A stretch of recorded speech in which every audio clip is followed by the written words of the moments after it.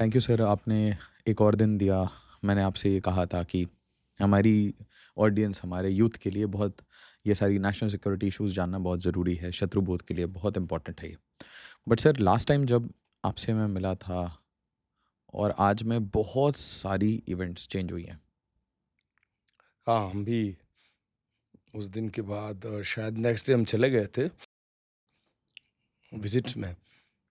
तो इतना सडनली इतनी सीरियस इंसिडेंट्स होंगे, इतना बड़ा एक टेरर प्लॉट का कंप्लीट मॉड्यूल एक्सपोज़ होगा और देश की राजधानी में अब तक की हिस्ट्री का अब तक की हिस्ट्री का पहला कार ब्लास्ट होगा, वो भी सुसाइडल कार ब्लास्ट। इसका हमें बिल्कुल उसका अंदाज़ा नहीं था। ब्लास्ट पहले भी हुए हैं, कार ब्लास्ट तो कभी नहीं हुआ था और उसमें भी सुसाइडल ब्लास्ट। पुलवामा वाला वो। पुलवामा जो ब्लास्ट हुआ था वो तो पुलवामा में हुआ था, लेकिन देश की कैपिटल में दिल्ली के अंदर ब्लास्ट होना, इसमें कुछ-कुछ लोगों का दिमाग 13 दिसंबर 2001 पार्लियामेंट अटैक में इस्तेमाल हुई अ, बॉम्ब वाली एम्बेसडर कार पे जाता है, लेकिन फॉर योर इन्फॉर्मेशन वो एम्बेसडर कार ब्लास्ट नहीं हुई थी, क्योंकि उसमें टेक्निकल ग्लिच आ गया था and the wire connecting the chip to be initiated by the remote control, वो वायर एम्बेसडर कार का डोर बंद करते समय कट गया था, तो वो ब्लास्ट बच गया था। इसीलिए उस एम्बेसडर कार में आरडीएक्स को कैसे प्लांट किया गया, उसकी कैविटी कैसे तैयार हुई, कंप्लीट डिटोनेशन सिस्टम कैसे बनाया गया था, वो फोरेंसिक टीम को फिजिकली हैंडल करने का मौका मिला और उन्होंने उसको फिर डिसआर्म किया। लेकिन इस केस में सुसाइडर्स ने सुसाइडर ने खुद को उड़ा लिया, तो सारे सबूत तो उसके साथ चले गए।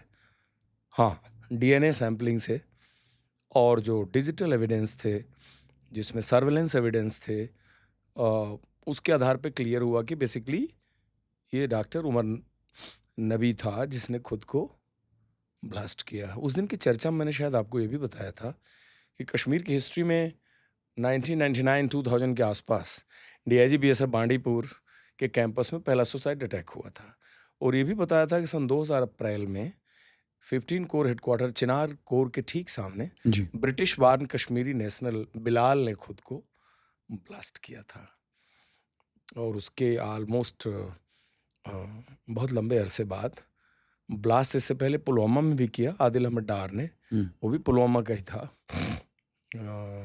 गुंडी गुंडीबाग गांव का। और ये सुसाइडर भी पुलवामा का ही था, कोयल गांव का। कोयल गांव अवंतीपुर एयरपोर्ट फील्ड के जस्ट डाउन में एक गांव है। वो गांव हमारे जुरिडिक्शन में 3 साल रहा।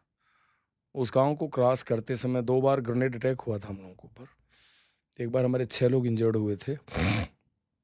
उस सेकेंड टाइम इत्तेफाक देखिए कि जो 6 लोग इंजर्ड हुए थे, उनका मेडिकल मुलायजा के लिए हम कुछ महीने बाद श्रीनगर उनको भेज रहे थे। तो वो गाड़ी उनका मेडिकल एग्जामिनेशन करा के जब लौट रही थी, तो ये बड़ी अजीब बात है कि जो ऑलरेडी इंजर्ड थे कुछ महीने पहले, उसी गाड़ी पे दोबारा ग्रेनेड अटैक हुआ। तो they were injured by the grenade blast twice in the same Koyal village, जहाँ से डॉक्टर उमर नदीम जहाँ का रहने वाला था। ये बहुत ही नोटोरियस गांव है और इस गांव में जमात इस्लामी जिहादीज़ का जड़ 1994-95 as old as 30 years before, 3 decades पहले भी ये गांव उतना ही रेडिकल था जितना आज रेडिकल है। तो पुलवामा, जैसा कि हमने उस दिन चर्चा करी थी कि जब भी कश्मीर के आतंकवाद की चर्चा किया जाए और पुलवामा आतंकवाद की चर्चा किए बगैर कश्मीर के आतंकवाद के चर्चा का चैप्टर पूरा ही नहीं हो सकता। आप कोई भी इंसिडेंट ले लीजिए, सीरियस इंसिडेंट, जमात इस्लामी का जो एक रेडिकल थॉट प्रोसेस का इंडोक्ट्रिनेशन है यूथ में, सिविल सोसाइटी में, उसमें अनंतनाग पुलवामा सबसे अग्रणी है। अच्छा। अब सारी घटना, कोई भी घटना आप स्कैन करके देख लीजिए तो you will find clear cut and direct connection with Pulwama. तो बड़ा हैरानी वाली बात है कि इतने नीट एग्जामिनेशन का topper, M doctor doctor Shaheen Shahid from Lucknow, topper of the NEET exam. NEET में लोग सेलेक्ट होते हैं, उनका एक सपना होता है कि नीट हम क्वालिफाई कर जाएं। उसके बाद ये जो पुलवामा के डॉक्टर थे, ये मेडिकल के अपने बैच के टॉपर्स थे।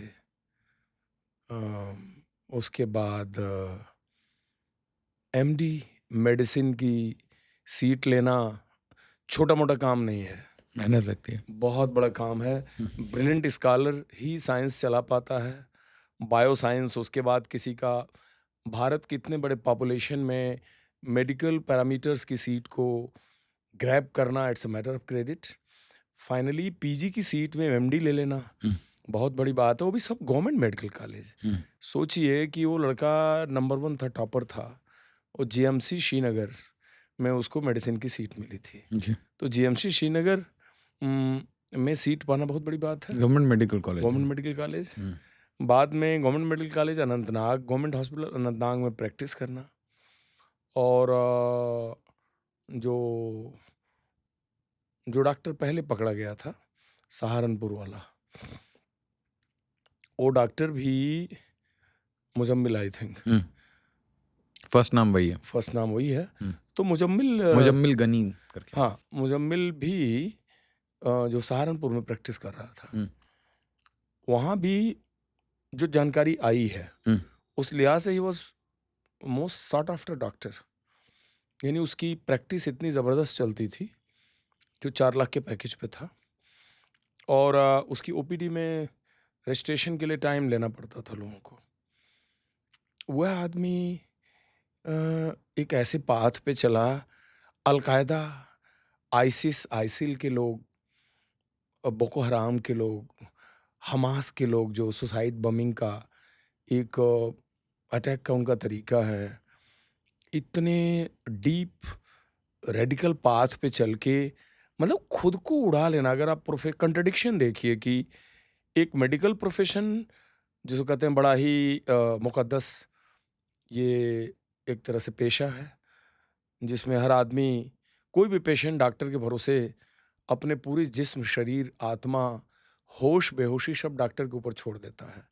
बेहोशी इसलिए मैंने यूज़ किया कि एनेस्थीसिया स्पेशलिस्ट भी इसमें इस पूरे रिंग में है। आप हॉस्पिटल में ओटी में घुसते हैं, जो निश्चेतना का डॉक्टर है वही आपको बेहोश करता है और वही वापस होश में लाता है। एक तरफ तो ये एक प्रोफाइल है इस पूरे मॉड्यूल के उन तमाम एक्टिव टेररिस्ट की जो कि डॉक्टरी से पेशा रखते हैं। दूसरी तरफ देखिए कि ऐसा क्या थॉट प्रोसेस में होगा कि उस देश में जहाँ हम पैदा हुए, जहाँ की हमारी नागरिकता है, जो पासपोर्ट हम कैरी करते हैं वो भारत गणराज्य का पासपोर्ट है, हम आइडेंटिटी भारत से कनेक्ट करते हैं, और भारत के ही दूसरे शहर या प्रांत में जाकर के हम नौकरी कर रहे हैं, और घर के हम sole bread and butter earner हैं। मतलब इनके भी पेरेंट्स ने बड़े कोशिश और बड़ी गुर्बत से इनको पाल के और इस मेडिकल की पढ़ाई को इस लेवल तक लाया होगा, जैसा कि रिपोर्ट मैंने सुना है परिवारों से भी। ऐसा आदमी जब उसे रिटर्न बैक अपने परिवार को करना है, अगर उसके पेरेंट्स ने गुर्बत सह के और इतनी दुख से के साथ उसको पाला, तो वो डॉक्टर बनने के बाद उसको वापस घर का जो थैंकफुलनेस है, शुक्रिया जो उसको अपने परिवार का अदा करना है ना, चाहे आर्थिक रूप से, सोशली, जैसा भी है, और उन तमाम हज़ारों लाखों पेशेंट को ट्रीट करके अपने इस ह्यूमन लाइफ में आने को जस्टिफाई करना है कि मेरी ज़िंदगी कामयाब हो गई क्योंकि मैंने इतने लाखों लोगों को, एलिंग पीपल का इलाज किया, इतने लोगों के सफरिंग्स को मैंने कम किया। ये डॉक्टर का रोल होता है। लेकिन इन्होंने जो किया वो मुझे लगता है कि रेडिकल पाथ पे इनके माइंड में रेडिकलाइजेशन और देश के प्रति नफ़रत कुछ का जो ग्राफ था बहुत ऊपर चला गया। यानी इनके माइंड में ज़रूर ऐसा लगा होगा कि जो जिहाद करके दसियों, हज़ारों, सैकड़ों को अगर मैं मारता हूँ और देश के अंदर तशद्दुद फैलाता हूँ और एक इतना बड़ा अनरेस्ट होता है, इस पाथ से हमको जो मिलेगा, वो कहीं मेडिकल प्रोफ़ेशन से मिली हुई दुआ से बड़ा है। अब यहाँ फिर हैरानी की बात है कि वो ऐसा कौन-सा माइंडसेट है, जो एक मुझे नहीं लगता डॉक्टरी पेशा से ज़्यादा कोई इज़्ज़तदार पेशा होगा इस देश में। तो ऐसा क्या साहब ही थॉट बोला जाता है, डॉक्टर साहब साहब। बोला जाता है, डॉक्टर साहब, हुँ, कि ऐसा क्या मैं नहीं कहता कि ये पैदाइशी आतंकवादी होंगे, क्योंकि जो इनकी उम्र है 36 साल, 35 साल, अगर इनको बैक मैथमेटिकली कैलकुलेट करिए तो ये पैदा होंगे 1989-90 के, 1989, 1991 बॉर्न होंगे, 90 बॉर्न है। 90 बॉर्न हुँ। होंगे। कश्मीर में आतंकवाद शुरू ही हुआ 89 में। हुँ, हुँ, हुँ, हुँ। बिल्कुल तो पीक कह पीक हाँ, पीक पे। यानी कहने का मतलब है कि जब इनकी उम्र, और यह डॉक्टर 5 साल का रहा होगा जब मैंने उस एरिया में ड्यूटी की है, इसके गाँव में ड्यूटी की है मैंने। नोएल। कोयल अब आप जब आप श्रीनगर जाते हैं, तो काज़ीगुंड क्रॉस करके अवंतीपुर एक जगह आती है, जहाँ पांडवों का मंदिर के अवशेष हैं, अवंतीपुर त्राल। अवंतीपुर से लेफ्ट में 16 किलोमीटर पर पुलवामा मुख्यालय है, 16 किलोमीटर उसकी डिस्टेंस है, और झेलम नदी क्रॉस करके जाना पड़ता है। झेलम नदी क्रॉस करते ही जो पहला गाँव है, उस गाँव का नाम कोयल है। झेलम नदी अ, हाँ, बिल्कुल।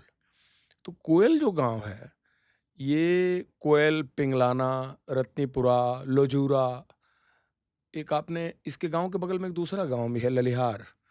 तो जो मैं बताया आपको कि ज़ाकिर मूसा का जो 3rd सक्सेसर था वो ललिहारी था, 2nd था वो ललिहारी था, वो ललिहार गाँव से था। तो उस पूरे गाँव में कुछ इकोसिस्टम ऐसा है कि 1996 के 1996 विधानसभा चुनाव के समय जब दिल्ली से ऑब्ज़र्वर गए थे, जिसकी मैंने आपको उस दिन कहानी भी बताई थी, उसमें हमारे ही पास ठहरे थे पूरे observer. I still remember IAS officer of UP cadre mister Deepti Vilas, he was election observer. तो 5-6 दिन वो हमारे पास ठहरने के बाद बोले कि आतंकवाद की बातें करते हैं हम लोग यहाँ, कश्मीर बड़ा ही अशांत है, यहाँ पर घटनाएँ होती हैं, रोज़ किलिंग्स होती हैं। हमारे तो 6-7 दिन हो गए, ऐसा कुछ देखा नहीं हमने। हम तो पुलिस के एस्कॉर्ट में गाँव में जा रहे हैं, घूम रहे हैं, और देयर इज़ नथिंग अनयूजुअल। तो मैंने उनसे कहा, sir peace in Kashmir is very fragile, और उनकी प्रेज़ेंस में ही अचानक पिंगलाना गाँव से खबर आती है कि साहब 6 टेररिस्ट एक घर में बैठे हैं। मैं रश करता हूँ, एक पानी के टैंकर के अगली सीट पे बैठ के, क्योंकि मेरे पास ट्रूप्स नहीं होती है, ट्रूप्स ऑलरेडी फील्ड में गई होती है। कमांडिंग ऑफिसर की गार्ड मैंने छोड़ दी, ड्राइवर की एसएलआर राइफल थी, एक AK-47 मेरे पास थी। मैंने कहा 12 किलोमीटर का स्ट्रेच है, तुम खाली गाड़ी बढ़ाओ, वाटर टैंकर का डोर मजबूत है, देखेंगे, कोई नज़दीक आएगा देखेंगे।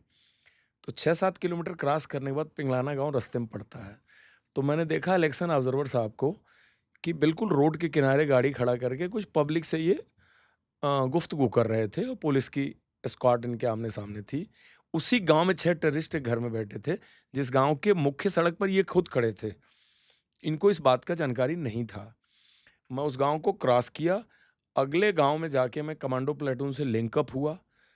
सिविल की रोड पे चलती हुई एम्बेसडर कार हम लोगों ने रोकी और किसी तरह से गाँव को घेरा। घेरते फायर हो गया।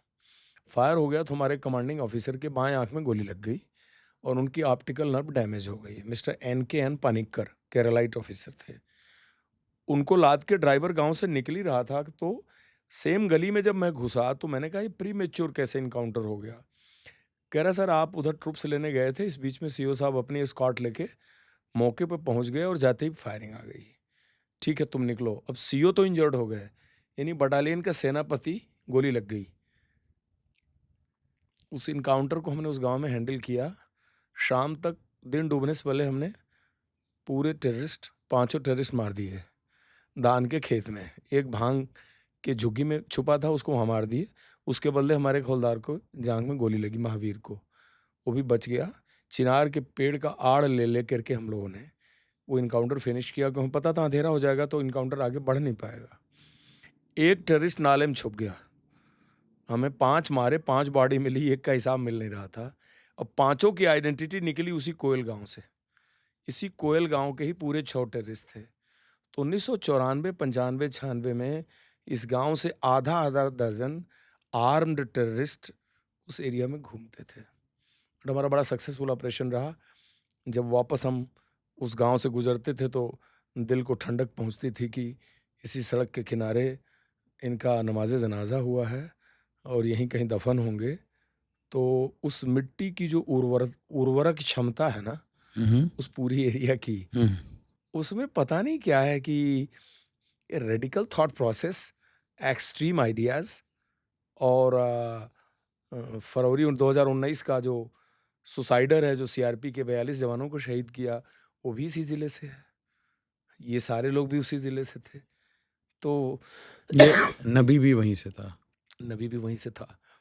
तो ये बड़ा चौंकाने वाला मुद्दा है कि जाहिल लोग और कम पढ़े लिखे लोग, डिप्राइव्ड लोग, जिनको नौकरी रोज़गार नहीं है, उनके अंदर फीलिंग है कि हमारे घर व्यस्त होने के लिए कोई बहाना नहीं है। I don't have any reason to be engaged. ऐसे लोग टेररिज्म के रास्ते पे जाते हैं। बट ये तो ऐसी एक कहानी हुई कि सबको, पूरे पूरे देश के जनमानस को इसने हिला दिया है कि अब इसमें क्या है, जो अच्छे लोग हैं, क्योंकि देखिए रेडिकल थॉट प्रोसेस और सेंसिटिविटी के परसेंटेज कोई 1-2%, 3% होते हैं किसी भी कम्युनिटी में, कहीं भी ले लीजिए, पूरा समाज नहीं होता। लेकिन इसका सबसे बड़ा एक इफेक्ट ये है कि ये डॉक्टर्स रेडिकलाइज ग्रुप चाहे 0% में भी अगर हों, लेकिन सोसाइटी में आम आदमी के फेथ को, आम आदमी के ट्रस्ट को तो बहुत बड़ा धक्का लगा है और उसके लिए अब ये सोच पाना बड़ा मुश्किल है कि कौन सही है कौन गलत है। नहीं, कश्मीरी डॉक्टर नहीं चाहिए। कश्मीरी डॉक्टर्स नहीं चाहिए, सिविलियन को हम कह ये रहे एक हैं। बहुत बड़ी, मैं यही तो कह रहा हूँ कि हमारे कंट्री के तो है ही हैं, दिल्ली के टॉप माने जाने डॉक्टर कश्मीरी हैं। दिल्ली के टॉप हॉस्पिटल्स में बेस्ट डॉक्टर्स की लिस्ट में आपको कश्मीरी डॉक्टर मिलेंगे आज के तारीख में, professional who are very good surgeon, who are very good heart specialist, who are neuro surgeons, radiologist. तो मैं भी जानता हूँ, बहुत सारों को मैं भी जानता हूँ, हमारे भी दोस्त हैं। तो कहने का अर्थ है कि अ, अब ये सवालिया निशान, अब उनके नज़रिए से सोचिए कि जो बिल्कुल रेडिकलाइजेशन से जिनका कोई लेना देना नहीं, जो इंसान मानवता को समझते हैं, जिनको आतंकवाद और देश और अपना प्रोफेशन के बारे में हमें कुछ भी ज्ञान देने की आवश्यकता नहीं है, उनके सामने भी ये भी चुनौती आएगी कि आम मरीज, आम आदमी, आम शहरी एक परिचय देख करके परेशान हो जाएगा और अगर उसको शक के नज़र से वो देखेगा, जैसा कि देखना स्वाभाविक है, तो उस डॉक्टर के ऊपर क्या गुजरेगी? ये भी एक सिचुएशन आएगी। अभी आज सवेरे एक डॉक्टर का मैं इंटरव्यू वीडियो पे देख रहा था कि पेशेंट्स की ओपीडी में लाइन लगी थी और ज्यों ही डॉक्टर्स ने पूछा, किसी पेशेंट ने पूछा कौन डॉक्टर साहब बैठे हैं, जब लोगों ने बताया फलां डॉक्टर साहब बैठे हैं, तो लोग ओपीडी से अपनी पर्ची वापस ले लिए। बिल्कुल सही बात। तो कहने का मतलब है कि ऐसा करके जो हमारे परपेट्रेटर्स हैं, परिवार के साथ देशभक्ति नहीं ना करेंगे सर। एक दैट्स वाला व्हाट आई एम एक सेइंग, रिस्क कौन लेगा? कि क्या है कि एक फीलिंग आ रही है, हम्म। अब जो परपेट्रेटर्स हैं, जिन्होंने टारगेट किया है, जी। क्यों ये प्लानिंग अपने आप नहीं हुई है। हम्म। पाकिस्तान या दुनिया कितनी कहानी कहती रहे कि एक आतंकवादी घटना हुई है, सही है, उसमें क्या थे, कुछ लोग थे, जो कुछ लोग थे वो आपके कश्मीर के थे। भारत के पास जो कश्मीर है, उनमें कोई लखनऊ का था, कोई उत्तर दिनाजपुर का था, जो भी है। यूज़ क्या हुआ, अमोनियम नाइट्रेट यूज हुआ। अमोनियम नाइट्रेट तो ईजिली हमारे यहाँ मिल जाएगा। यानी ये जो कहानी गढ़ने की कोशिश की गई है, पाकिस्तान ने इस पूरे घटनाक्रम में अपने हाथ को साफ रखने की कोशिश प्लॉजिबल की है। डिनाइबिलिटी है प्रॉपर। 100% उसने, जो आप 24 अप्रैल 2025 को जो घटना हुई और इस घटना को पेन पेपर लेके एक एक पॉइंटर वाइज आप कंपेयर कर लीजिए। कंपेयर करने के बाद आपको खुद आंसर मिल जाएगा कि पाकिस्तान में बैठे जो प्लानर्स हैं, उन्होंने भारत के अंदर इस घटना को एग्जीक्यूट करने के लिए कितने केयर लिए हैं, कितने गार्ड्स लिए हैं उन्होंने। लेने के बावजूद भी इस घटना का बड़ा क्लियर कट पाकिस्तान कनेक्शन आपके सामने निकल के आएगा। 100% आएगा। क्योंकि जांच एजेंसियों के पास बहुत सारे ऐसे मालूमात आ चुके हैं जो अभी वो पब्लिक डोमेन में नहीं देंगे। क्योंकि आप देखिए, ऑपरेशन सिंदूर अभी बहुत जल्दी हुआ, 6 महीना पहले हुआ है। ऑपरेशन सिंदूर की पूरी दुनिया में चर्चा है। वर्ल्ड का कोई भी मुल्क नहीं है जो भारत के रिटेलिएशन की चर्चा न कर रहा हो। यह एक बहुत अच्छी बात भी हुई है, लेकिन एक बहुत ही सेंसिटिव बात भी है। अब सवाल ये है कि पूरी चीज़ों को इकट्ठा किए बगैर अभी नेतृत्व तो हमारा क्लियर कट इंडिकेटिव नहीं है कि finally who did it, how they did it. अभी इस पे बहुत क्लियर, अभी टाइट लिप्ड हैं हम लोग। इतनी ही बात निकल के आई है कि दी two of the doctors had multiple visits to Turkey. Out of them, one had stayed for 35 days there. This lady has got a record of traveling outside. Hmm, She has been given 13 lakh rupees as hmm, a fund. अब media में तो 13 लाख रुपए का एक figure आ गया। अब ये 13 लाख का जो ट्रांजैक्शन ट्रेल है, ये तो इन्वेस्टिगेशन एजेंसी के पास होगा। समझ गए आप कि ये कैसे कैसे आया। कैश आया तो कैश का भी कोई न कोई आपको ट्रेल मिलेगा, क्योंकि पता है आपको सेकंड हैंड गाड़ी इन्होंने कैश दे के खरीदी थी। हुँ, अगर ये डिजिटली आया, उसका भी सबूत आएगा। उस घटनाक्रम में सारे सबूत तो मर नहीं जाएंगे, कोई न कोई सबूत तो निकलेगा। टर्की विजिट, ऐसे लोग, ऑब्वियसली मैं ये नहीं कहता कि जितने लोग टर्की विजिट कर रहे हैं उनका आप इंट्रोगेशन शुरू कर दीजिए, लेकिन मेरा ज़रूर कहना है कि एक पर्टिकुलर रीज़न से रहने वाले, एक पर्टिकुलर प्रोफेशन को बिलोंग करने वाले और ऐसे लोग जिनका आपस में बड़ा एक क्लोज सर्किट कनेक्शन है, इनका स्पेसिफिक कंट्री लाइक टर्की में मल्टीपल विजिट करना और वहाँ पर एक लॉन्ग एक्सटेंडेड टेन्योर तक रहना, ये कहीं न कहीं हमारे स्क्रूटनी के दायरे में आना चाहिए था। हुँ, जिस तरह से आप एसटीआर देखते हैं, department of income tax, suspicious transaction पे रेड फ्लैग देता है। हुँ, हुँ, पूरे 165 365 दिन में हम लोग अपने बैंक अकाउंट से कोई न कोई ट्रांजैक्शन करते हैं, खरीद-फरोख्त, पेमेंट देना, बिजली का बिल देना, अपने किश्त देना। हुँ, लेकिन जहाँ सिस्टम ऐसा है कि आपके ट्रांजैक्शन के पैटर्न पे वो रेड फ्लैग उठाता है। हुँ, रेड फ्लैग से क्या होता है कि योर इन्वेस्टिगेशन और लिमिट्स आर रिस्ट्रिक्टेड। आप एक पर्टिकुलर पैटर्न पे जांच करते हैं और कोई न कोई आपको उस पे एविडेंस निकल जाता है। तो जो ऐसे लोग थे और जिनका इस तरह से मल्टीपल विजिट्स था, जिनकी अपनी एक इंटरनल लिंकेजेस थी, लोकल एरिया नेटवर्क जिसको बोलते हैं। तो लैन, जो आप फिजिकली लैन बनाते हैं, तो ये ह्यूमन बीइंग का एक लैन था। ये लैन थोड़ा अनडिटेक्टेड रह गया, इस पे ध्यान नहीं आया और ये भी कह लीजिए कि ये बहुत ज़्यादा पॉसिबल भी नहीं था कि आप इसको ट्रैक करते। अब आती है एक सिल्वर लाइनिंग। जैसा कि पिछले 15 नहीं, 10, 11, 12 साल से, पुलवामा अटैक के बाद ख़ास करके 6-7 साल से हम लोग बहुत ज़्यादा थोड़े से ऐसे थॉट प्रोसेस में भी आ गए थे कि कश्मीर में अभी कम से कम इस तरह की घटना नहीं हो रही है। और टिल पहलगाँव, पहलगाँव जो हुआ, तो थोड़ा ये भी दिमाग में सबके रहा होगा कि भाई ऐसी कोई चीज़ तो यहाँ नहीं चल रही है और छोटे-मोटे मॉड्यूल ओजीडब्ल्यू की तो कार्रवाई चलती ही है, वो आप बहुत ज़्यादा 100% रोक नहीं सकते। तो और दूसरा जो लोग, इसमें देखिए कोई श्रीनगर में बैठ के काम नहीं किया है एक्सेप्ट पोस्टर चिपकाने के।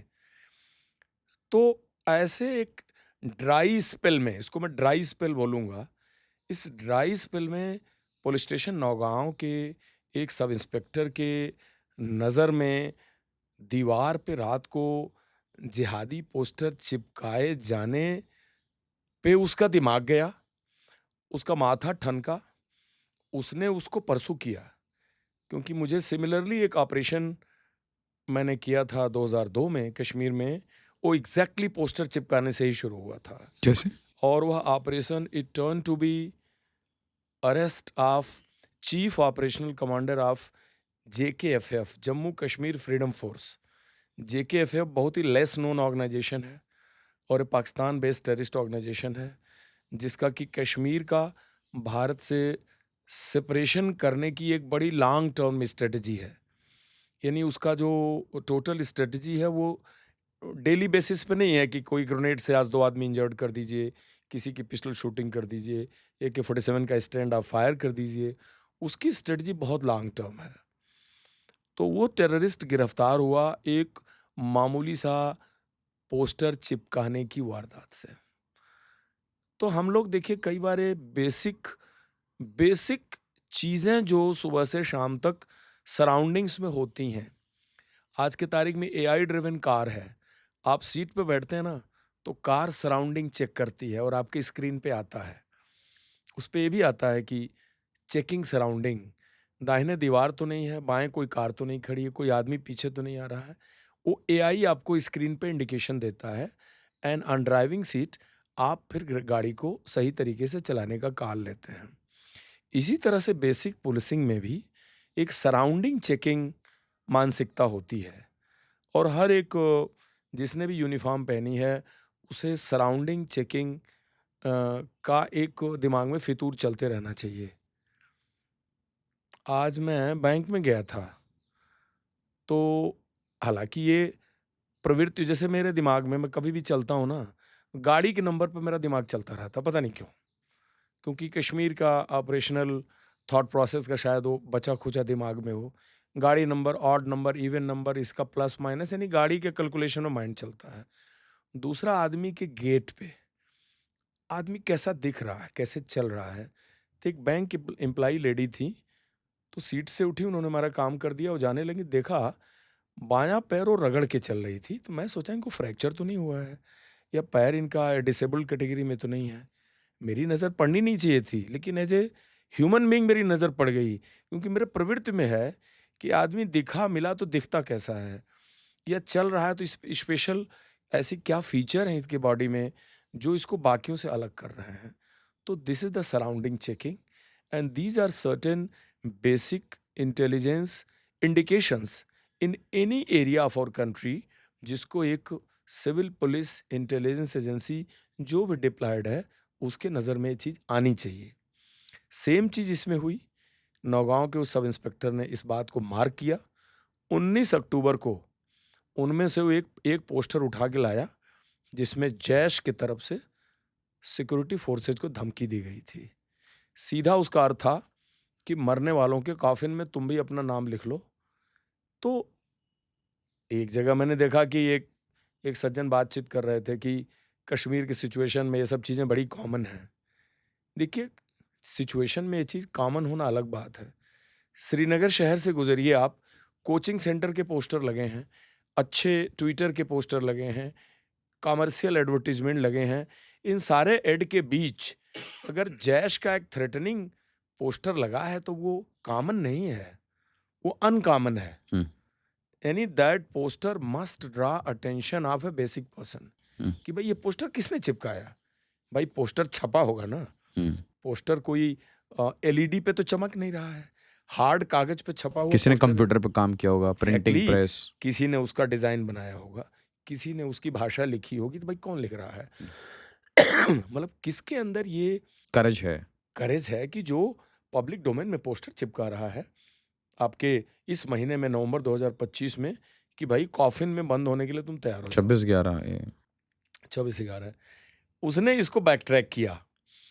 सीसीटीवी था नहीं, सीसीटीवी उसने डेलिबरेटली लगाया उस एरिया में चुपचाप। उसमें उसने जिस आदमी को डिटेक्ट कर लिया। अब ये देखिए कि लगाने वाले ने ये नहीं सोचा होगा कि मेरा ये बेसिक मेरी गलती मुझे मुझे जेल तक पहुंचाएगी। उसने सोचा कि लगाओ, ठीक है, क्या फ़र्क पड़ता है।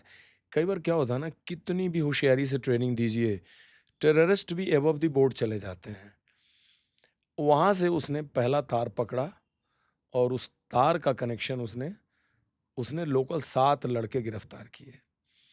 क्योंकि यह पोस्टर आदमी अकेले नहीं चिपकाता है, पोस्टर चिपकाने के लिए वो कुछ OGW ले लेगा, हायर कर लेगा।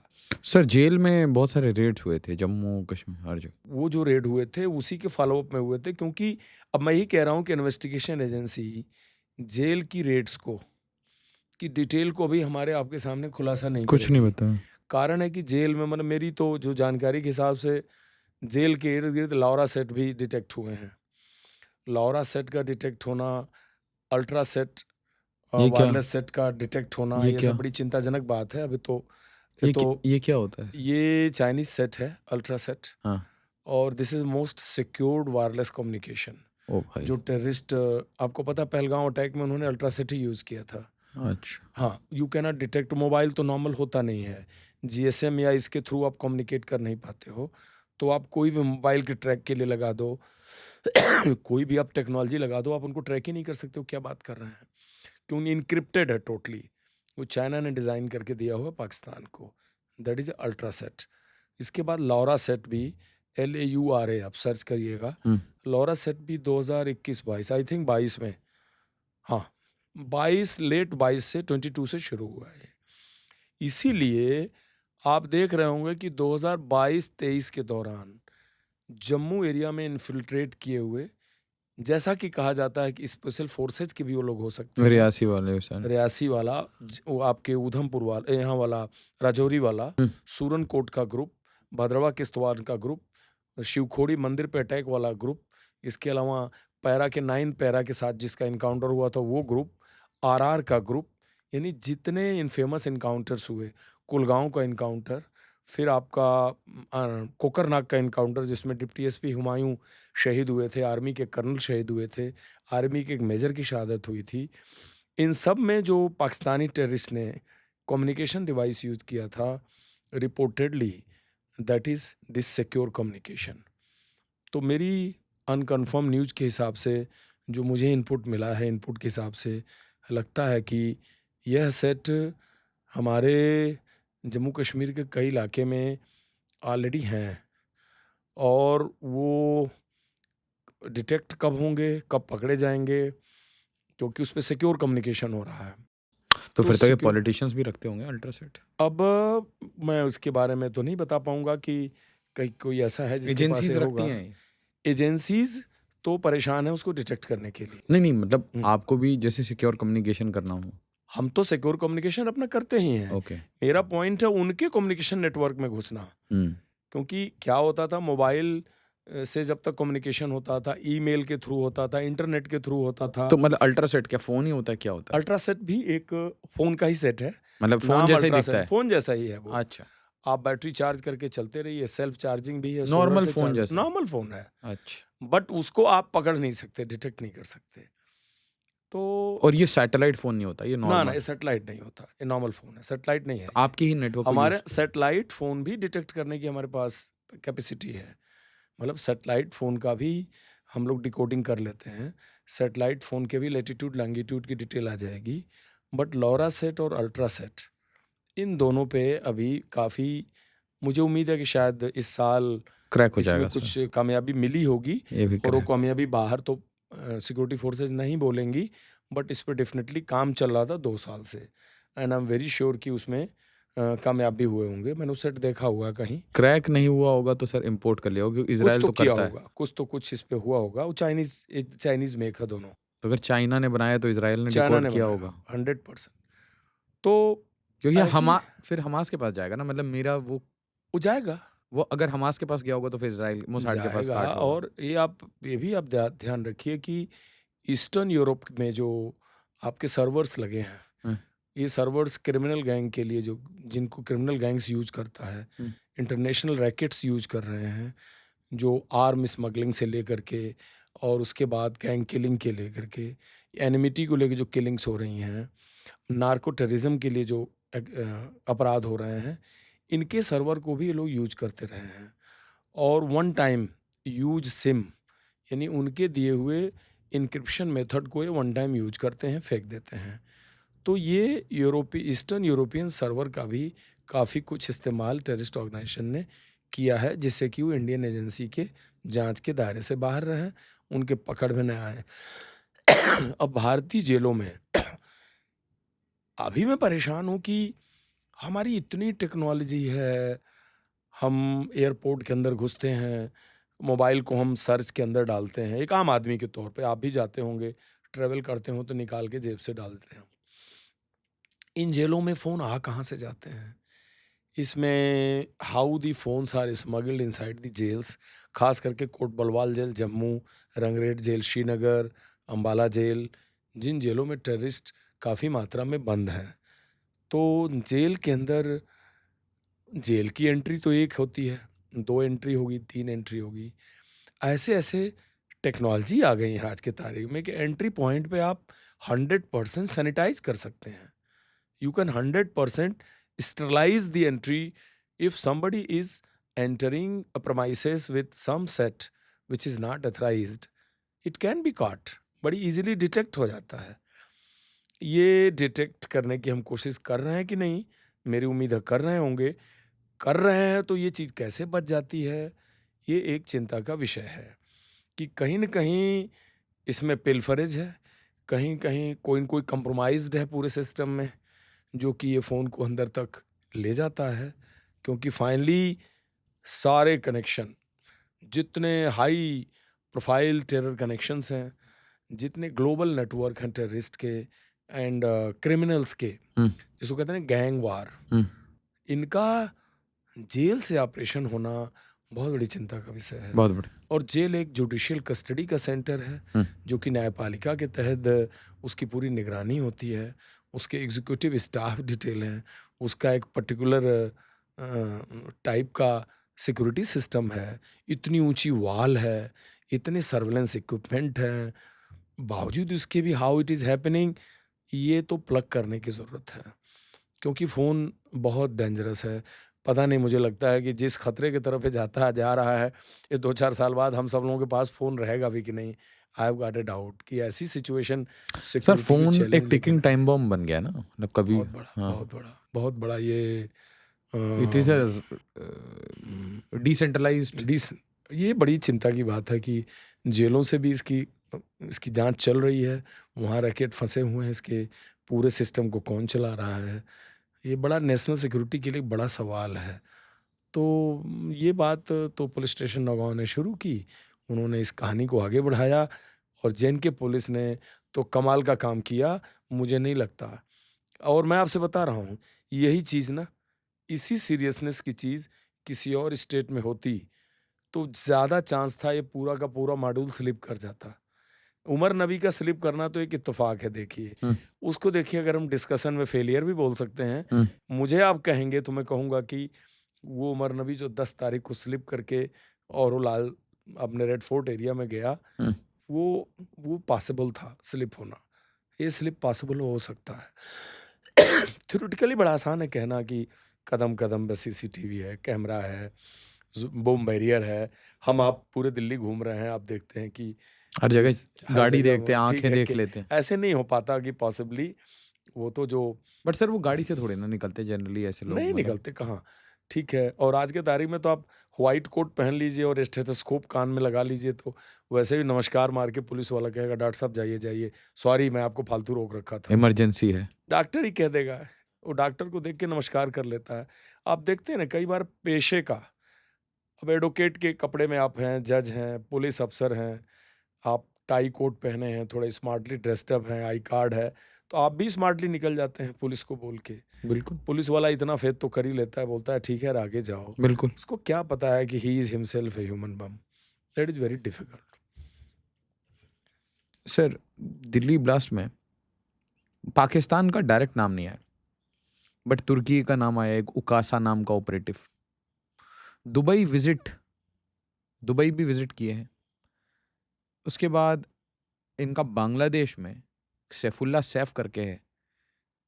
अ, ये कह रहा है कि भाई ईस्ट से अटैक करेंगे और ये एक पैन नेटवर्क बनाना चाहता है। अभी इस पे एनआईए का कल मैंने एक आर्टिकल पढ़ा, तो ये कह रहे कि इसमें पॉसिबली अल-कायदा, आईएस, मतलब सारे नाम, हिज़्बुल मुजाहिदीन, एलईटी सारे नाम थे इसमें। अंसरुल बांग्ला टीम, एचयूटी, हिज़्बुल तहरीर, ये सब एक कोऑर्डिनेटेड तरीके से अब एक मतलब अनट्रेसेबल सा एक प्लान बना रहे हैं।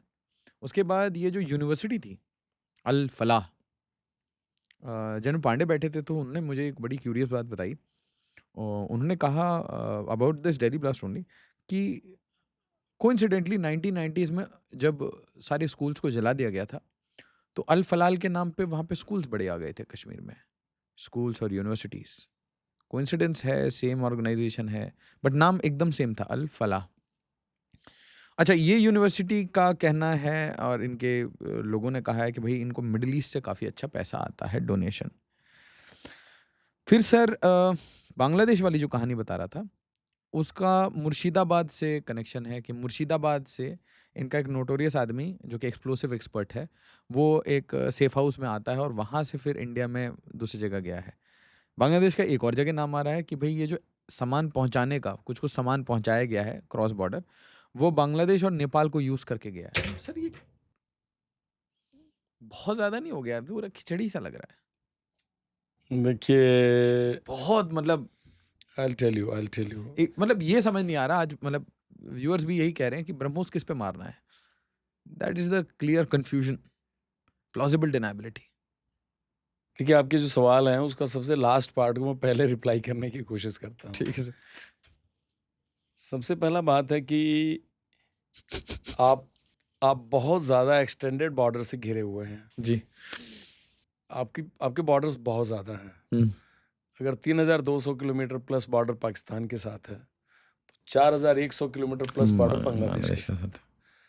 आप 17-1800 किलोमीटर बर्मा के साथ बॉर्डर लेके बैठे हुए हैं, ओपन ऑलमोस्ट। और उससे थोड़ा आगे पीछे बॉर्डर नेपाल के साथ भी आपका है। नेपाल का पूरा बॉर्डर ओपन बॉर्डर है, हुँ। फ्रेंडली बॉर्डर है। हुँ। म्यांमार के साथ जो आपका बॉर्डर है वो भी आप उसकी ट्राइबल सिचुएशन बॉर्डर है। जानते हैं। हाँ, हाँ।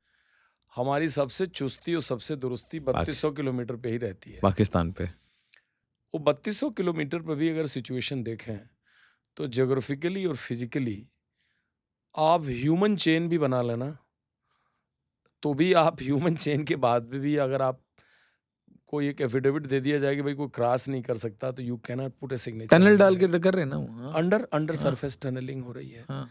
और ऐसी टनलिंग हो रही है कि पतला कुत्ता भी उसमें घुसे तो मर जाएगा। उस पतले टनल से भी पतली ऑक्सीजन की पाइप लगा के टेररिस्ट घुसने को तैयार रहते हैं। इस तरह का तो ट्रेनिंग है और इस तरह का मोटिवेशन है। अब ये टनलिंग देखिए, बिना स्टेट हेल्प के हो नहीं सकती। टनलिंग 300-300 मीटर की टनलिंग मिली है और 20-20 फीट नीचे मिली है। बाप रे! आप ह्यूमनली पॉसिबल आप खोद पाएंगे? नहीं। यानी निश्चित रूप से मान लीजिए कि पाकिस्तान एक बार को कह दे भाई हमारा कोई इक्विपमेंट मशीनरी इसमें शामिल नहीं है, लेकिन अगर जब तक पाकिस्तान के जो सुरक्षा कर्मी हैं वो अपनी आंखों पे पट्टी नहीं बांधेंगे तब तक ये टनल खुद नहीं सकती। हुँ, हुँ। अब हम थोड़ा सा और आगे आते हैं हुँ। कि उनकी सरपरस्ती के अंदर ये टनल जम्मू के अंदर खुल रही हैं, और ये टनल से लोगों ने क्रॉस किया और कई इससे बड़ी बड़ी आतंकवादी घटना भी हुई है, जिसका क्लियर कट उदाहरण और एविडेंस 2 जनवरी 2016 पठानकोट अटैक, नगरोटा अटैक, आपका जो सतवारी वाला केस है, फिर जम्मू के अंदर जो बीओपी फतवाल बीओपी वाला केस हुआ था, दीनानगर थाने वाला केस है, सांभा का केस है, जनवरी 16 का केस है। तो ये टनल से रिपोर्टिंग ये रही है कि ये घटनाएं टनल से आए हुए लोगों की तरफ से हुई हैं। एक जवान रात को पहरा दे रहा है, कंप्लीट वेस्टर्न बॉर्डर पे थिकनेस है, काला थिकनेस है, आपके वायर के आगे पूरा फॉग है, उसके बाद बाउंड्री लाइन है, बाउंड्री लाइन के उस पार पाकिस्तान है, जिसने अपने पूरे एरिया में ह्यूज टाल पेड़ों की लाइन बना रखी है। पाकिस्तान जब हम फेंसिंग बना रहे थे तो पाकिस्तान उस समय ट्री उगा रहा था, क्योंकि इसीलिए इस समय कोई भी पोस्ट उनकी ऐसी नहीं है जो पेड़ों से घिरी ना हो। उन्होंने अपने आप को प्रोटेक्ट किया कि तुम फेंसिंग लगाओ, हम पेड़ लगाते हैं। तो पूरा पाकिस्तान साइड में ग्रोथ है। अगर आपके बॉर्डर पिलर के beyond 20 feet, 25 feet, 40 feet, 50 feet पीछे से कोई टनल खोदना शुरू करे, आपके पास कोई मैकेनिज्म नहीं है कि आप उसे देख सकें। एक तो वो तरीका हो गया। लाइन ऑफ कंट्रोल आपका 700 कुछ किलोमीटर का लाइन ऑफ कंट्रोल है। वो किन किन भौगोलिक क्षेत्रों से होके जाता है, ये तो आप खाली वीडियो सर्च कर लीजिए, फ़ोटोज़ सर्च कर लीजिए तो आपको उस दुश्वारी का अंदाज़ा लगेगा।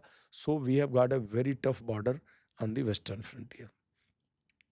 हम एक बार को रणकच्छ छोड़ देते हैं, सर क्रीक का एरिया हम छोड़ देते हैं एक बार 100 कुछ किलोमीटर का। आप वेस्टर्न ईस्टर्न फ्रंटियर में आ जाइए। आज के तारीख में ईस्टर्न फ्रंटियर में त्रिपुरा, वेस्ट बंगाल के एरिया में, शिलांग के एरिया में, मेघालय के एरिया में ऐसे-ऐसे बॉर्डर पैच हैं जहाँ जिसको कहते हैं कि नॉन फिजिबल गैप्स। ऐसे-ऐसे गैप हैं जो फिज़िकली उस पे आप फिज़िकल बैरियर लगा ही नहीं सकते। टोटल रिवराइन एरिया है, रिवर्स भी इतनी ह्यूज हैं। एक ब्रह्मपुत्रा 62 किलोमीटर की होती है बाढ़ के टाइम में, जिसके अंदर 4 होते हैं और 62 किलोमीटर के बेड के अंदर कहीं-कहीं ज़मीन का हिस्सा उठा हुआ होता है और बहुत सारी जगह तो बोट और शिप पे पोस्ट बनाई जाती है, जिस पे नेचुरल काल भी जवान पानी में लटक के करता है। ऐसे तो हमारे बॉर्डर हैं। वहाँ पर लॉजिस्टिक्स पहुँचाना, राशन पहुँचाना, सीरियस आदमी को इवैक्यूएट करना कितना टफ काम है। त्रिपुरा का ले लीजिए, कंप्लीट उनका कॉक्स बाज़ार बांग्लादेश का, कोमिला, ये जो एक्सिस बनता है, इस एक्सिस से पर्टिकुलर जो हमारे त्रिपुरा नॉर्थ का बॉर्डर जो खुलता है, इन्फिल्ट्रेशन प्रोन है पूरा एरिया। सुंदरबन 115 किलोमीटर का है।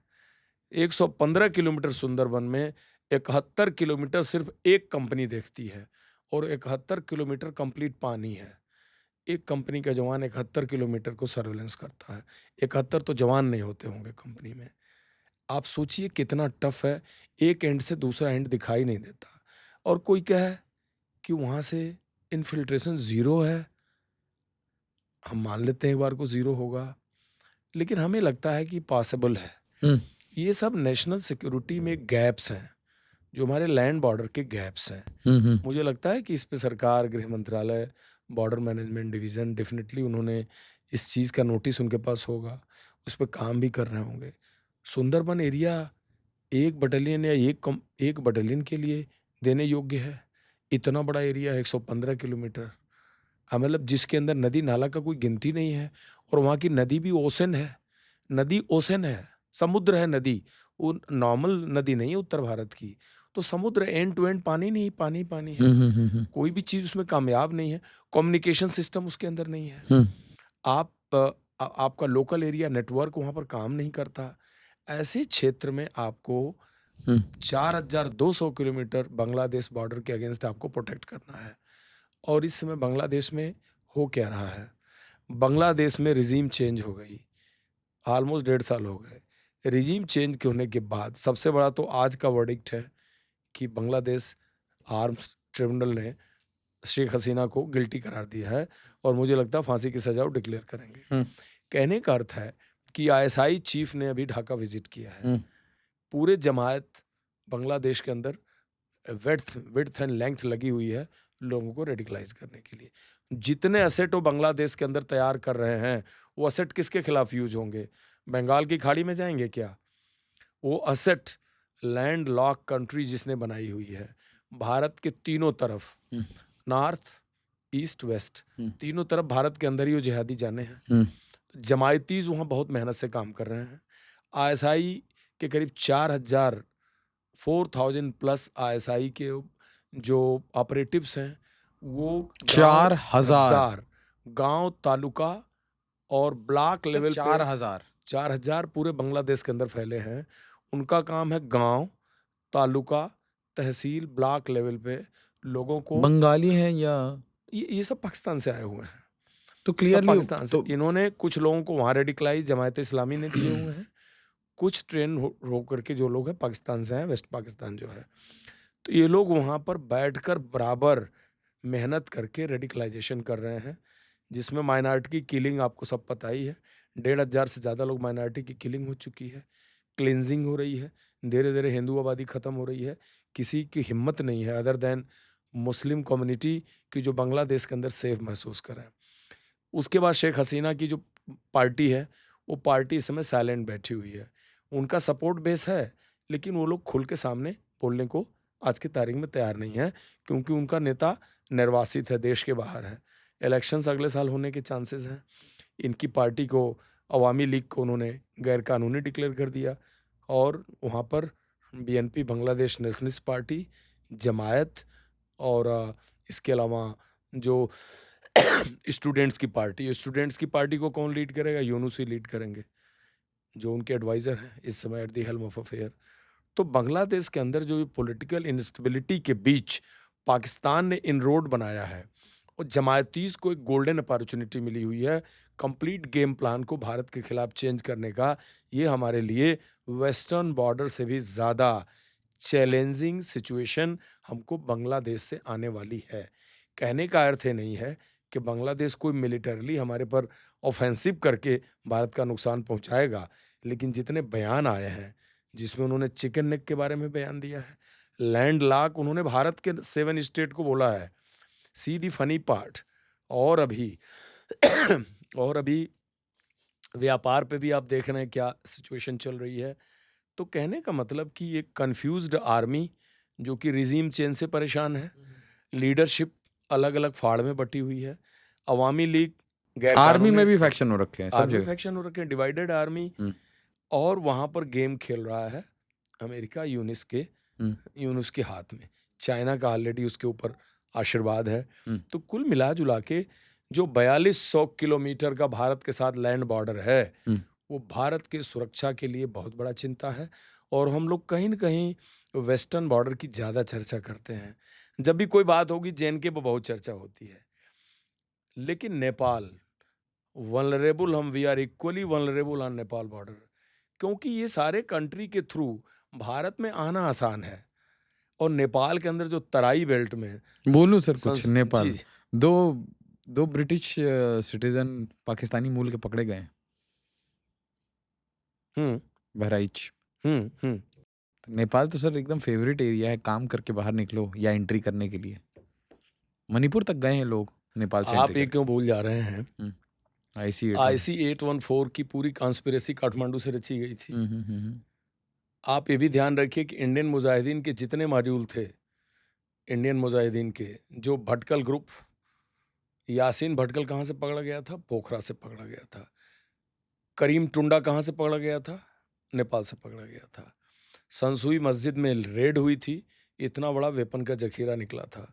कंप्लीट बिहार, बंगाल और यूपी बॉर्डर के साथ जो तराई बेल्ट है नेपाल की, क्या गेम हो रहा तराई है? बेल्ट कितनी रेडिकलाइज हो चुकी है? क्या हो रहा है इसमें सर? थोड़ा इस खोल के पूरे बताइए। बेल्ट के अंदर ISI, लोकल मास्क, धुआंधार मस्जिदें बन रही हैं। उसके बाद अहले हदीस की मस्जिदें बन रही हैं, दारुल उलूम के टीचिंग सेंटर्स चल रहे हैं। क्या डिफरेंस क्या अहले हदीस? देखिए क्या है, ये इस्लामिक थॉट प्रोसेस पे बेस्ड ये सारे टीचिंग इंस्टीट्यूशंस हैं।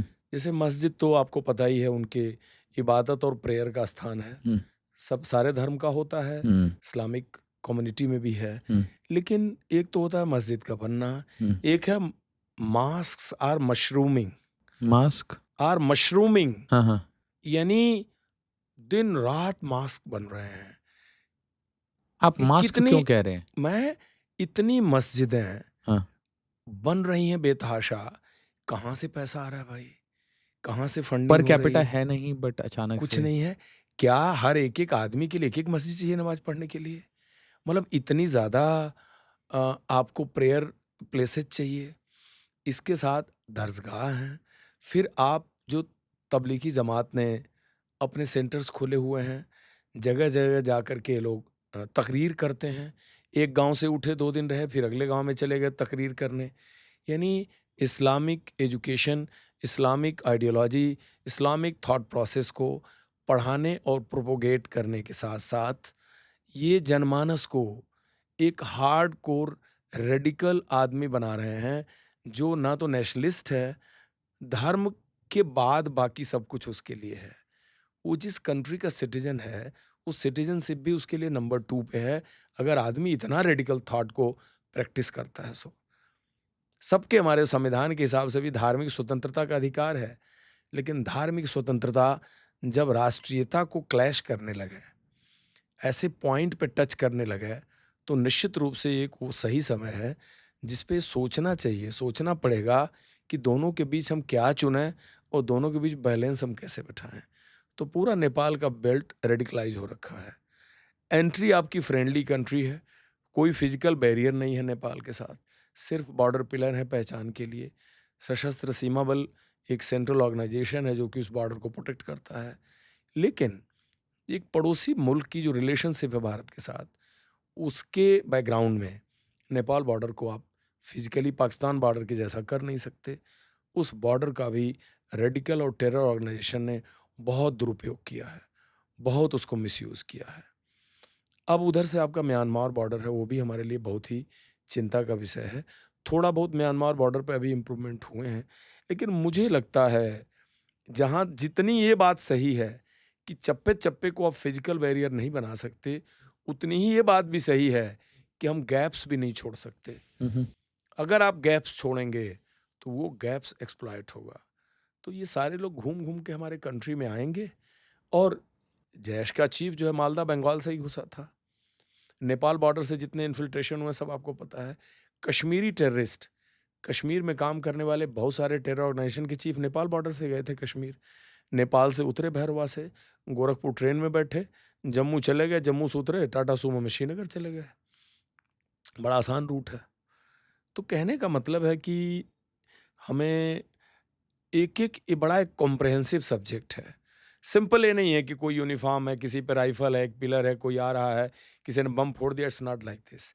There are many ministries of government of India involved.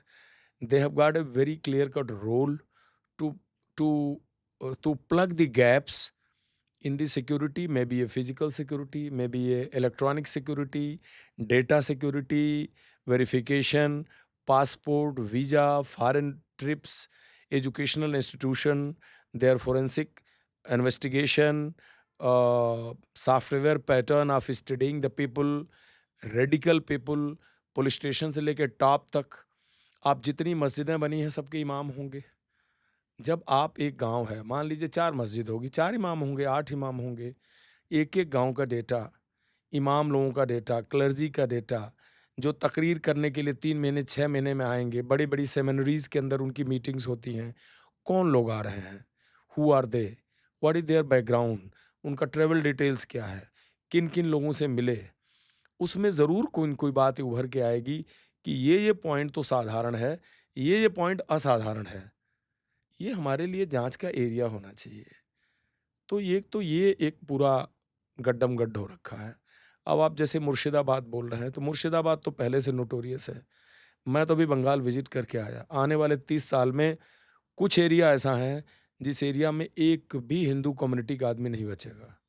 मैं कलकत्ता के सबर्ब की बात बोल रहा हूँ। न्यू टाउन कोलकाता, जहाँ बड़े-बड़े सिक्योरिटी एजेंसीज़ का हेडक्वार्टर है, उसके 2-4 किलोमीटर के दायरे में और कोई है ही नहीं है। सारे इन्फिल्ट्रेटेड बांग्लादेशी लोग हैं। तो बंगाल तो आपका बहुत बड़ा चिंता का विषय बनने वाला है, नेशनल सिक्योरिटी में बन चुका है, unchecked. And who are these touts, proxies? हम खाली इन्फिल्ट्रेटर पे बहुत ज़्यादा बातें करते हैं। इन्फिल्ट्रेटर को इक्विप कौन करता है? उनके ट्रैवल डॉक्यूमेंट कौन तैयार करता अंदर है? के लोग बना रहे हैं। उनकी आइडेंटिटी को कौन प्रॉक्सी कर रहा है? ये लोग काउंटर खोल के बैठे हैं, बना रहे हैं। मैं कह रहा हूँ कि एक छोटी-सी चीज़ बिज़नेस है सर वो। पुलिस के नज़र में आ जाती है, लेकिन एक आदमी एरिया में प्रॉपर डॉक्यूमेंटेशन कर रहा है, यह चीज़ पुलिस के रडार से बच ही नहीं सकती। 100% नहीं बच सकती। 1 इंच भारत का बताइए जो पुलिस के नेटवर्क से बाहर हो। तो ऐसे लोगों को एक बड़ा स्ट्रिक्ट, एक एक बहुत ही स्ट्रिक्ट ग्लव पहन करके इनको हैंडल करने की ज़रूरत है। तब जाकर के एक कॉम्प्रिहेंसिव नेशनल सिक्योरिटी पॉलिसी पे हम काम कर सकते हैं, डेटाबेस पे हम काम कर सकते हैं और सबके ऊपर हमें ट्रैकिंग भी रखनी पड़ेगी। मेडिकल इंस्टीट्यूशंस हैं, मेडिकल इंस्टीट्यूशन है, इंजीनियरिंग कॉलेजेस हैं।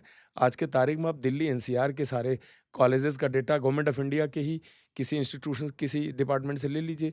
उनसे बोलिए भाई 15 मिनट में एक आप प्रिंट भेजिए कि आपके पास कितने इंस्टीट्यूशन हैं। मुझे तो लगता है बहुत सारी चीज़ का हिसाब ही नहीं होगा। होना चाहिए कि नहीं होना चाहिए, आप बताइए? एक आदमी मेडिकल की सीट लेकर के पढ़ाई करके कोई निकल आइडिया रहा नहीं है है, सर। ये सब भई कुछ होना अब चाहिए ना। अभी भी अगर आप देखें ना, मुझे जो लगता है इंडिया में जो एक बहुत बड़ी कमी है, जो भी आपने बोला ना कि हमें ये पता ही नहीं है कि हमारे पास क्या है, क्या नहीं है, इन्वेंटरी क्या है। अच्छा, अगर आपके पास डेटा भी है ना, तो वो अलग-अलग डब्बों में पड़ा हुआ है। डब्बों में पड़ा इंटीग्रेशन, गाड़ी खरीद फरोख्त ले लीजिए ना। हाँ। इस पूरे मॉड्यूल ने जैसा कि पता है 30-32 गाड़ियों का प्लान बनाया था। हाँ। 2 गाड़ी तो डिटेक्ट हो गई, एक तो उड़ गई ब्लास्ट में, हुँ, एक लाल गाड़ी पकड़ी गई। हुँ, इसके अलावा 30 गाड़ी और होनी चाहिए। हुँ, वो 30 गाड़ी एक्चुअली खरीदी गई कि नहीं, हुँ, या खरीदने के प्रोसेस में थे? हुँ, प्रोसेस में थे तो कौन था जो बातचीत कर रहा था? हुँ, ट्रांज़ैक्शन कैश में हुआ, हुँ, तो कैश में प कैश कहाँ से आया? हुँ, मतलब कहने का अर्थ है कि पेपर भी उसका बन गया, डीएल भी किसी का यूज़ कर लिया। आज तारीख में आज आप एक नई गाड़ी खरीदते हैं, पुरानी गाड़ी आप बेचते हैं, आप कितने प्रोसेस से पार करते हैं। हुँ, हुँ, हुँ, मैंने अपनी 2010 मॉडल गाड़ी स्क्रैप में डाली इसी साल फरवरी में। हुँ, मुझे इतनी फ़ॉर्मेलिटी करनी पड़ी, लास्ट में मैं स्क्रैप में डाल के और फाइनली उसका सर्टिफ़िकेशन लिया, उत्तर प्रदेश ट्रांसपोर्ट डिपार्टमेंट से अपने फ़ाइल में लगाया कि भाई ये गाड़ी स्क्रैप में चली गई। हमारे यहाँ गाड़ी एक टाइम आया था कि साइकिल बम चलते थे। पंजाब टेररिज़्म था तो साइकिल बम ब्लास्ट होता था। इवन इंडियन मुजाहिदीन ने साइकिल से जयपुर ब्लास्ट टोटल साइकिल से किया था। इंडियन मुजाहिदीन ने गोरखपुर गोलघर का ब्लास्ट भी साइकिल से किया था। तो अभी तो साइकिल छोड़ दीजिए, साइकिल पर तो किसी की नज़र ही नहीं जाती। फिर फ़ेज़ आया स्कूटर बम ब्लास्ट। स्कूटर को लोगों ने यूज़ किया, तो धीरे-धीरे जैसे-जैसे चीज़ें बढ़ने लगी, कार बम ब्लास्ट। हुँ। तो इन चीज़ों के ट्रांसफ़र पे एक हाथ से दूसरे हाथ में जाने की जो प्रक्रिया है, वो प्रक्रिया थोड़ी स्ट्रीमलाइन होनी चाहिए। उस प्रक्रिया ऑनलाइन हो, उस प्रक्रिया में पेमेंट सिस्टम बड़ा ही ये हो। हमारे यहाँ लूज़ है, कहीं भी जाइए कहते हैं साहब 50% कैश दे दो, 50% ऑनलाइन दे दो। तो भैया 50% कैश कैसे ले रहे हो, ओपनली ले रहे हो? ये 2 प्रॉपर्टी में तो सारी में होता है। ये 2 प्रॉपर्टी कच्चा में खूब कितना हो है, रहा है। पक्का कितना है तब। इतनी बातें हम करते हैं, आज के तारीख में भी हुँ, प्रॉपर्टी खरीदने वाला, हुँ। प्रॉपर्टी बेचने वाला, दोनों ही तबाह है।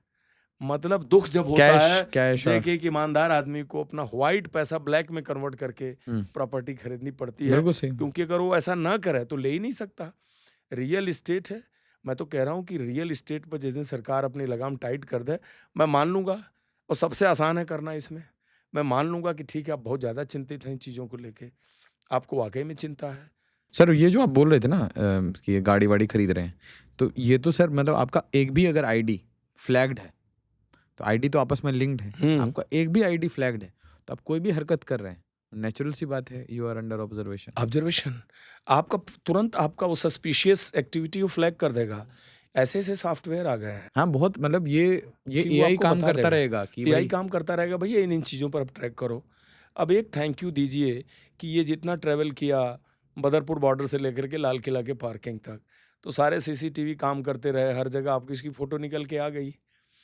आप दिल्ली एनसीआर या बाकी जगह एरिया में जाके देखिए, बहुत सारे एरिया में सीसीटीवी काम ही नहीं करते, लटके हुए हैं। जैसे मरी हुई चिड़िया कोई लटकी है, ना तो वो काम करता है, उसके तार नहीं हैं। बहुत सारी ऐसी घटना हुई जिसमें लास्ट में हुआ भाई वहाँ का सीसीटीवी काम नहीं कर रहा था। अरे भाई, सीसीटीवी आपके सर्विलेंस को की कैपेसिटी को कितने गुना बढ़ा रहा है। आप फिज़िकली वहाँ नहीं हो लेकिन कोई न कोई नज़र आपकी देख रही है। तो इस पे टाइट काम हो, मेरा पॉइंट है टाइट काम हो। ऐसा नहीं कह रहा हूँ ये पूरी चीज़ मिसिंग है, लेकिन कहीं न कहीं कैजुअल हैंड कट से hand cut to cut professional हाँ, चाहिए। प्रोफ़ेशनल नहीं है। ये बड़ा ज क्लियर कट जैसे प्रोफ़ेशनल होना एप्पल चाहिए। के वो बनते हैं ना मोबाइल फ़ोन एकदम परफेक्टली डिज़ाइन्ड, या आपको माइक सिस्टम ही बना, करना पड़ेगा। वो आपको सिस्टम को भी ऐसा कहेंगे करना, भाई हमारा वॉल्यूम बहुत ज़्यादा है, जनसंख्या बहुत ज़्यादा है। अरे भाई, नीट एंड क्लीन। डेथ आप देखिए ना, हमारी डेथ, किलिंग, इंजरीज़ कितनी सीरियस ऑलमोस्ट 50 से ज़्यादा घर बर्बाद हो गए। इंजरीज़ भी जिनकी हुई है, हुँ। उनकी इंजरी कौन-सी साधारण हुई है। इंजरी जिनकी है वो ज़िंदगी भर सुधर नहीं सकते। देखिए कितने लोग उसके अंदर सर, ये राइसिन पॉइज़निंग वाला आपको ज़्यादा खतरनाक नहीं लगा? मुझे ये लगा कि ये जो ब्लास्ट वाला है, अ, ये this is extremely dangerous, but ये राइसिन वाला they were trying to poison the food. Ricin poisoning वाला बहुत सीरियस मुद्दा है और इसको बड़ा इग्नोर सही टाइम में डिटेक्ट किया। इग्नोर भी किया जा रहा है, मतलब डिस्कशन हुँ, में नहीं है। इग्नोर क्या, मैंने 1-2 लोगों को तो कहते सुना है कि possibly this could have been used. Ammonium nitrate पे भी एक आध इंटेलेक्चुअल को मैंने सुना है कि to make a bomb is one of the use.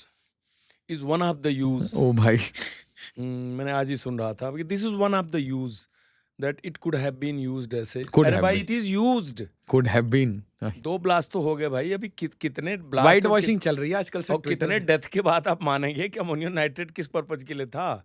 Support करने मतलब वाले आ गए हैं। एक बड़े रिप्यूटेड चैनल पे मैंने कोई 2 बुद्धिजीवियों को बात करते देखा कि ricin, and it is not confirm whether the person has got capacity to make poison out of ricin, he was probably in process, और इट्स नॉट कन्फर्म वेदर, मतलब ये डिस्कशन चल रहा था। और बड़े रिप्यूटेड पॉडकास्टर हैं, उनका सुन रहा था मैंने कहा यार कि पता नहीं क्या। सही सही सही। ये दूसरा मेरे को एक और अजीब सा डाउट है, पता नहीं, सस्पिशियस माइंड, तो इसलिए मैं आपसे ये शेयर करना चाहता हूँ। ये जो डॉक्टर हैं, ये फिलहाल तो बम बम बना रहे थे, इनका काम कुछ बड़ा था क्या मेडिकल टाइप का? देखिए क्योंकि अगर आपके पास एक अच्छा फौज ऑफ डॉक्टर है और वो डिस्ट्रीब्यूटेड हैं इंडिया के अलग अलग लोकेशन में, अगर ऐसे 30 भी बंदे हैं। देखिए एक सवाल आया था, अब ये तो इंट्रोगेशन में जरूर आईआर जो बनेगी उसकी, आईआर मतलब इंट्रोगेशन रिपोर्ट, अच्छा, आईआर उनकी जन्म कुंडली होगी। उमर नबी को छोड़ के बाकी तो जितने हैं सब जिंदा हैं। इनकी इंट्रोगेशन रिपोर्ट जो इन्वेस्टिगेटर बना रहा होगा वो तो बहुत एग्जॉस्टिव होगी। मुझे नहीं लगता कि उतनी डिटेल आईआर पब्लिक डोमेन में आएगी, लेकिन आईआर ही असली मिरर है जिससे पता लगेगा कि ये लोग किस लेवल पर खड़े थे और इनके एडवांसमेंट के थॉट प्रोसेस कहाँ तक आप थे। नहीं सोचते ऐसे? मैं क्या कह रहा हूँ कि ये टेक्निकल काम है थोड़ा, हाँ। तार वार का, अमोनियम नाइट्रेट एक्सप्लोसिव बनाना। जी। तो डॉक्टर का माइंड, डॉक्टर तो केमिकली बहुत अवेयर होता है ना। हाँ, एक मेडिकल नहीं, मैं प्रोफेशन डॉक्टर्स को भी यूज कर सकता हूँ, इंजीनियर को भी, कोई भी। इलेक्ट्रिशियन को भी। इसमें इंजीनियर्स ज़्यादा पाए गए थे। डॉक्टर्स का तो ये बड़ा ग्रुप अभी मिला है, पास्ट में भी रहा है। सीधी बात है, डॉक्टर ताहूर राना डॉक्टर ही था। ताहूर राना जिसने 26/11 जिसको की लेके आए थी। अभी, हाँ। ये तो ऐसा ही पाकिस्तान आर्मी का सर्जन था, ये तो बहुत बड़ा डॉक्टर था। Aman al-Zawahiri was himself a surgeon. तो डॉक्टर्स तो पहले भी रहे हैं लेकिन इंजीनियर ज़्यादा वाबस्ता रहे हैं। डॉक्टर एक जिस प्रोफेशन में है उस प्रोफेशन में उसके पास नॉलेज अच्छी होती है, एक ब्रिलियंट बायो स्कॉलर होता वेपन है। टाइप के मेरे को जो डर लग रहा था कि समझ गए मैं, आप जो इंडिकेशन करना चाह रहे हैं एग्जैक्टली ऐसा क्या था। मैं इसलिए कह रहा हूँ ना कि ये तो बयानात पे ही बात उभर के आएगी। एक ने सवाल पूछा था कि अमोनियम नाइट्रेट को कहीं हॉस्पिटल के लैब वेब से कनेक्ट करने की कोशिश की थी, तो वहाँ मेरा उत्तर ये था कि इतनी बड़ी मात्रा में कोई हॉस्पिटल लैब में नहीं बनेगा। हॉस्पिटल लैब को ट्रायल पर्पज, टेस्टिंग पर्पज के लिए कोई यूज कर सकता है, छोटा सा भाई शीशी में ले गया, पैकेट में ले गया, कुछ अपने दिमाग से कोई एक्सपेरिमेंट कर सकता है। But hospital can not use for procuring and for making ammonium nitrate. उसके लिए तो घर था ना। अब है कि जो बायोकेमिकल या जैसे कि आप राइसिन वाली बात कर रहे हैं, वो तो बड़ी सीरियस बात है, वो तो बहुत सीरियस है। उसमें तो आई थिंक कैजुअलिटी थाउजेंड्स में होती है। उसमें पता भी नहीं चलेगा ना सर, पता ही नहीं लगेगा। और ऐसी पॉइजनिंग कुछ नहीं पता लगेगा आपको, वो भी एक डेड एंड पे चला जाएगा। तो इस कभी ऐसी सस्पिशियस पानी पी के 18 लोग मर गए। हाँ, आप का इस पे शक करना गैरवाजिब नहीं है, ये एक शक वाली बात है। बट ऐसा ही है, ये चीज कहीं अभी सॉलिड आई नहीं है जिसपे कि आदमी मुकम्मल बात कर सके कि मुझे ये लगा कि इनका जो एक्सपर्टीज है, 4 लाख रुपए महीने में कमा रहे हैं आप, तो आपकी एक्सपर्टीज तो है, मतलब you are a good doctor. हाँ, दैट इज ट्रू। वो तो मैंने उनके डीन का बयान भी सुना, जो सहारनपुर हॉस्पिटल के डीन का बयान आया था, वो उसका बयान मैंने सुना। उन्होंने बोला कि he was a very professional and he had got a very good human connect, और उनके ओपीडी में मतलब अच्छी खासी भीड़ लगती थी। उसके बाद अचानक वो उसने बोला कि मैं अचानक मेरा चंडीगढ़ से टिकट करा दो और मैं घर निकलूँगा। वो एक दिन परेशान था ओपीडी में, और परेशान उसी दिन था जिस दिन उसको आइडिया लग गया था कि ये पैम्फलेट ग्रुप पकड़ा गया है और probably he is the next person to be arrested. और आपने उमर नबी वाले में भी देखा होगा कि जो जेएनके पुलिस का 1:14 पर ट्वीट आया और उसके बाद एक ट्वीट उनका 3 बज के कुछ मिनट पे आया कि you can run but you can not hide. वो चीज़ें ये सब इंडिकेट कर रही हैं कि डॉक्टर का पूरा ग्रुप डेवलपमेंट को मॉनिटर कर रहा था। क्या हो रहा है, कोई भी चोर होगा मॉनिटर करेगा, वो मॉनिटर कर रहे थे। सर क्या आपको लगता है इसमें कोई पॉलिटिशियन इन्वॉल्व था? जनरली ऐसे एजुकेटेड ऑपरेटिव, अगर ये ऑपरेटिव्स हैं, आप इनको म्यूल्स तो नहीं कहेंगे नहीं ऑपरेटिव्स हैं। तो, और definitely they will also recruit more people, मतलब इनमें खुद इतनी फाइनेंशियल कैपेसिटी और मेंटल कैपेसिटी भी है। देखिए ये काफ़ी बड़ा मॉड्यूल तैयार कर रहे थे। कोई पॉलिटिकल एंटिटी डायरेक्टली शामिल है कि नहीं इसका हमारे कोई कंफर्मेशन नहीं है। इतना ज़रूर है कि एक बहुत बड़ा नेटवर्क खड़ा कर रहे थे भारत में। नहीं, भारत में और जैसे एक होता ना कि अगर यार ऐसे फंसेंगे तो कोई ना कोई बचाने के लिए लोकल लेवल पे कि कोई ना कोई आ जाएगा बचाने। जैसे होता ना यार, ये मेरा highest contact is an MLA और एमपी, है ना, और ही इज अ सिंपैथाइजर, मतलब वो डायरेक्टली नहीं इनडायरेक्टली मुझे सपोर्ट कर रहे हैं। क्या आपको लगता है कि इतना बड़ा नेटवर्क अनट्रेस्ड निकल गया है? देखिए ये ग्रुप को कोई पॉलिटिकल एंटिटी बचाने नहीं आएगी। अगर ये क्राइम हो गया, अगर अनलॉफुल एक्टिविटी प्रिवेंशन एक्ट के दायरे में लोग आ गए, कोई इनका आका इनको बचाने नहीं आएगा। इतना मैं कह सकता हूँ कि जो एक इंटेलेक्चुअल क्लास है, जो कहीं न कहीं कोई भी घटना होती है मान के चलता है घटना मेड है, ये तो घटना से तैयार की गई है। अरे भाई, उस क्लास को तो ऊपर वाला ही बचाए। वह क्लास एक बड़ा ही स्यूडो डिस्कशन का पार्ट बन सकता है, जिसकी कुछ सिंपैथी इनकी तरफ जाती हुई आपको दिख सकती है। अदरवाइज इस तरह के डायरेक्ट टेरर एक्टिविटी में शामिल होने वाला आदमी आज के तारीख में मुझे नहीं लगता कि कोई पॉलिटिकल फिगर सामने आएगा इनको बचाने के लिए। That is totally impossible. ऐसा संभव नहीं है। मन के अंदर भाव भी रखा हो, वो नहीं चुप रहेगा। बिल्कुल चुप रहेगा। ठीक है सर।